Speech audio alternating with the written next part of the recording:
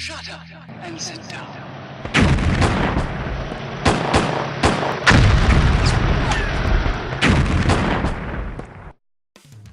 Hello guys, it's Andy from Big Mac's Workshop and Painting Studio, and here's one for all you Imperial Guard fans. Today is a Leman Russ battle tank, and I'm painting this in a triangular style DPM. So what I'm doing right now is I'm using Tamiya masking tape, which is a very tight bonding masking tape, to add triangles onto the vehicle, all around the vehicle, to break up the colour pattern, so I can start layering up various different colours. And the cool thing is once you do this, you put a colour on, you do it again and again. You can do this very easily with rattle cans or aerosols or whatever you want to call them. So I'm starting off with German dark yellow over a black prime. The black prime is going to show through due to the placement of the original triangles, and I'm just going to build this up nice and steady. Now obviously Xandri dust will work just as well, or if there's any other makes of aerosols or whatever what you want to use, they work just fine. So I'm just putting a couple of layers on this. I want it obviously a good quality coat, so just a nice smooth coat, and I've gone all the way around the entire thing with the base coat of German dark yellow, which is a Vallejo primer.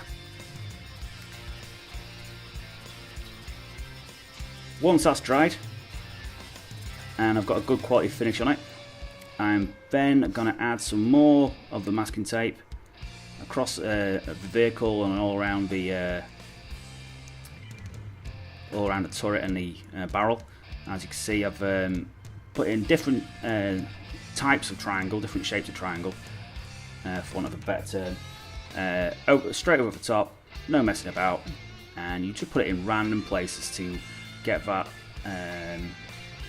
distorted pattern, what you'd expect from a camouflage vehicle. The next colour is Terra Earth, which is a Vallejo paint. So as you can see, I'm going for a sort of a black, a brown deserty sort of colour for the camouflage, and it really does take no effort. You can get this done inside an hour if you've got all your patterns cut wherever you want them to be.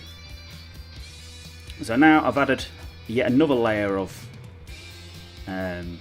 triangles, masking tape, and the next colour is Camo Green, which is actually more of a brown colour, to be fair. I don't know why it's called green, because there's no green in it, but there you are. And I'm just doing exactly the same thing. So the more colours you put on, the more interesting your DPM is going to be. So this is going to have about 4 tier DPM, and I'm going to start peeling it all off now. Now it's had a good opportunity to dry properly, and you get an idea of what you're going to get to look at once you get them pieces of masking tape off. Now you can use blue tack or modelling putty, anything like that. I've done this before using blue tack and aerosols. It works just fine. You can, and obviously you can reuse the blue tack as well, unlike the masking tape.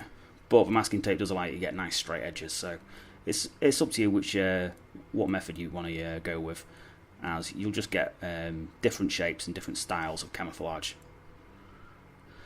Now once I've got the masking tape off, I'm just going around the black edges again, just to neaten them all up and get that smooth straight line what I've been wanting. I'm just going around all the different colours. It's mainly the black, that's the one what was a bit iffy, but it takes a couple of minutes just to tidy it all up, get it looking even again. Once I've done that, good old black metal on the tracks, nice and simple. Just get that base colour up there, and just keep it. Try and keep it neat. Obviously, you don't want to get the paint all over the rest of the vehicle, which is easy done. I think it's something we've all done before. Put our fingers in wet paint and then put a nice big fingerprint on the model somewhere. It's something I do all the time. But That's because I don't pay attention half the time. I'm just in a groove of what I'm doing. So now I'm adding some burnt umber to the kit, just to throw some detail in. It's very thin, almost a wash-like consistency in the airbrush. Now you could do this by hand, you could do this by airbrush. It's not necessary to do, it's just something I wanted to do, just to throw out a bit of extra depth into the colour. And I'm throwing it into all the recesses, going around, just bringing out some nice texture into the paint job, throwing a bit of depth of colour to the lower recesses. Now, this is easy. This bit.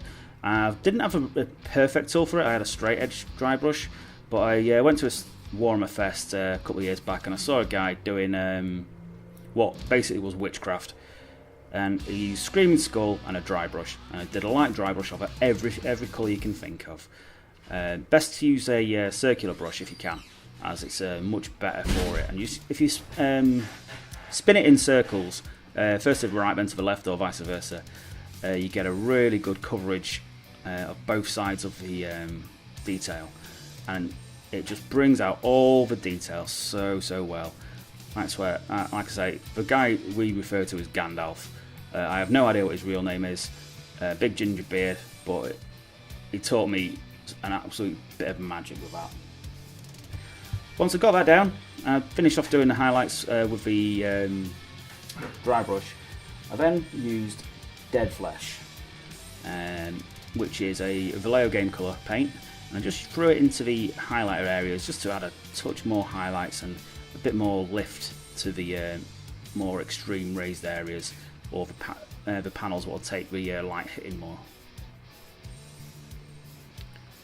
So I've put the gloss varnish on, and now using a oil wash. This is a generic black oil paint with a really good quality artist grade terps, and I'm just throwing it into all the detail work. And if you just watch the paint just move around as it does as you do so, and just really runs into all the crevices, all the recesses and that, and picks out all the joints. Really works well on armour. Once that dried and I'd cleaned it all up, streak and grime next. I'm using the standard AK Interactive streak and grime. Just throw in the grime wherever I think would be appropriate, wherever I think it'd look nice, and it just really adds up to a really good quality look. Now you don't have to do this. Once you get to the point where you've done the dry brushing of the Screaming Skull, your vehicle's pretty much tabletop ready, and it will only take you a couple of hours. So once you've done that, you can it's ready for any kind of tournament. But the streak and grimes and the oil washes and such really add that extra bit of character to the vehicles. You know how I feel about tanks. They should never be clean. They always should look like they've been in a battle. So I'm just throwing streak and grime all over the vehicle, make it look dirty and leaky and like a proper tank, something that's on duty all the time.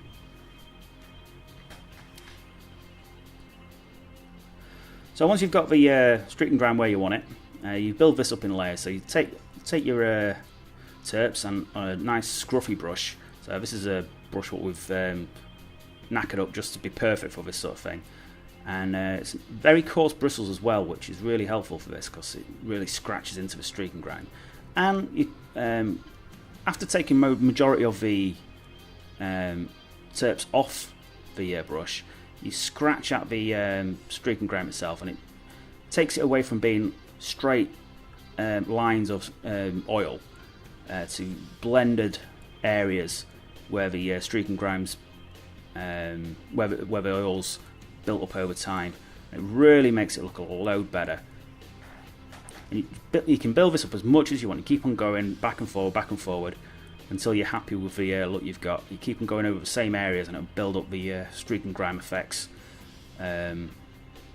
wherever you overlay it.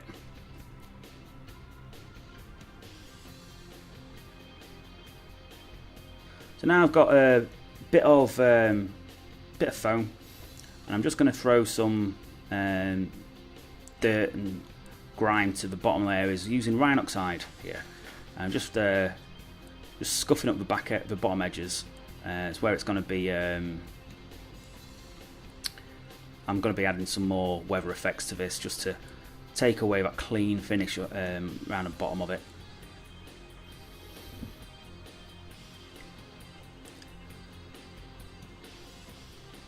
So once I've added plenty of the paint, I'm going to add a second layer of Xandri dust. No, not Xandri dust, it's Karak stone even. Just gently to the areas where the mud would have dried. I'm just building up a layer of this because this is roughly where the weathering powders are going to go on top as well. And I'm throwing some of the wet mud paint onto the tracks as well, just to finish up around there. So now I'm just adding some weathering powders to the vehicle, just around about the tracks and where the mud would pick up and collect and sort of hang around and stay, just to bring that extra level of depth to the vehicle itself. And you can build this up as much as you want. You can take it up as far as you want, make it look as dirty as it could possibly be, or you don't have to put it on at all. It's just it's a personal taste thing. It's something I like to do. I'm throwing a few little touches of silver paint on, knocking around areas what would likely have taken some minor damage or a bit of scratching from people getting in and out and trying to maintain the vehicle. I'm using black metal here, and then going over with chainmail, as it's a much brighter colour and just picks out that detail fine. And there you are, that is a Leman Russ battle tank. Didn't go through the sections about the sponsor and weapons, as, let's face it, that's not the interesting bit. So nice and simple, really easy to get to that level as well. Anyone can do it. If this is the sort of video you want to see more of, let us know. If you've got any comments or questions, hit us in the comments section on the page or on the Facebook page as well. And I will see you in the next one. If you please share and like and subscribe, because every little helps.